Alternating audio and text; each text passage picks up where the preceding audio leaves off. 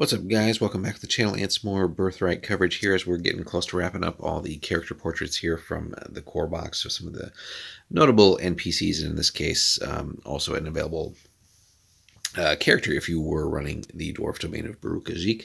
So we already covered him a little bit when we covered the domain, but Grimm Graybeard specifically is in here just because if you're not playing in or as that domain, and maybe you're just adventuring and things like that, then certainly, especially in that eastern part of Anawir, certainly at some point or another, really you should, your party should be coming up or coming in contact with the dwarves in some way, shape, or form. And so definitely for a DM, well worth knowing about a little bit more about the character and if need be, also how to exactly put them into different situations or maybe in an actual adventure or something like that. So certainly a notable NPC to encounter if the players themselves, again, aren't running the domain. So stat-wise, he's pretty solid. So a 7th level fighter, 8th level priest of Moradin.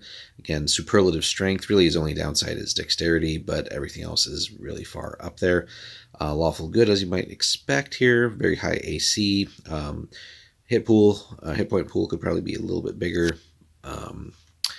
But other than that, again, he can definitely also dish out the damage as you would expect here, sort of the dwarf leader.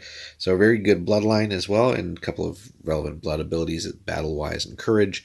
And then also, as you might expect, being the dwarven ruler here, has access to some pretty solid weaponry and just gear in general. So really, in addition to the equipment listed here, really the DM should feel free to throw in a couple extra things here.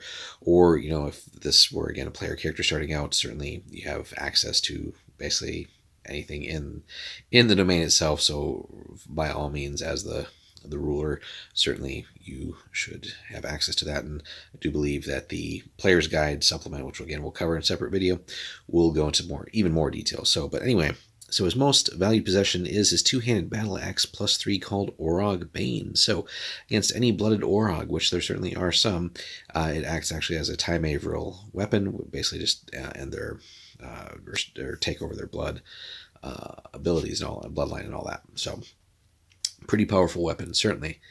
So, a little bit of a description, right? Unlike most cerulean dwarves, he wears his beard long. He's also unusual in his dour mien, suggestive of untold tragedy. So, interesting here that they categorize dwarves as being unusual in that he's dour, which usually is like the typical thing for the dwarves. But his visage hides a belief he'll never share. His realm is doomed. So, in this setting again, it's really just a foregone conclusion at some point that the Orogs will overrun everything and sort of get to the surface in numbers. So he alone knows the true might of the Orogs contained under the Iron Peaks, and he fears desperately for his people. And basically, he feels that he's living sort of the end of days of his realm here. Nonetheless, he's still a dwarf, and therefore remains relatively undaunted by the task ahead of him. So if destroying the Orogs requires the death of every dwarf in Baruk Azhik, then he knows that they would certainly pay that price. Unfortunately, he feels fairly certain that the annihilation of the Iron Peak Orogs would take more than just the strength of his people alone. And so again, that is going to be your mission if you are certainly running the domain or in some way, shape, or form another regent in that area. If you're going to be allying yourself with dwarves, certainly that will come up. Now, as an NPC, certainly, again, players campaigning in and around the Dwarven realm or somehow having to have contact with them, certainly, they should probably be approached by Grimm Graybeard here to act in some capacity, and maybe as an initial test to see if they can be trusted. They might pitch against some Orogs or some other task that would aid the dwarves, and then maybe by earning his trust, certainly players could then gain access to maybe some nice dwarven gear, or certainly just a friendly domain that they might find refuge in and maybe just use as a base as well.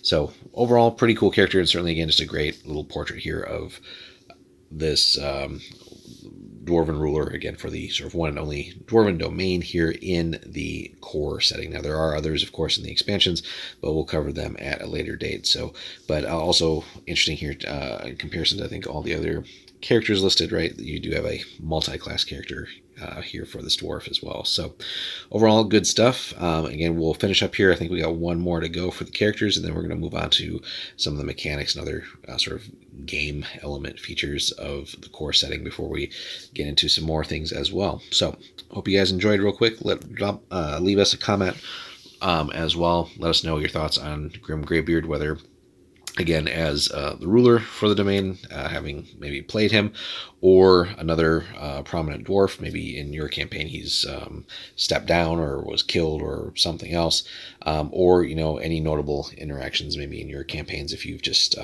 again adventured in and around the Iron Peaks and Baruk Azhik, and how that's gone for you. So hit us up in the comments there, guys. Like and subscribe, and we'll see you soon for some more Birthright.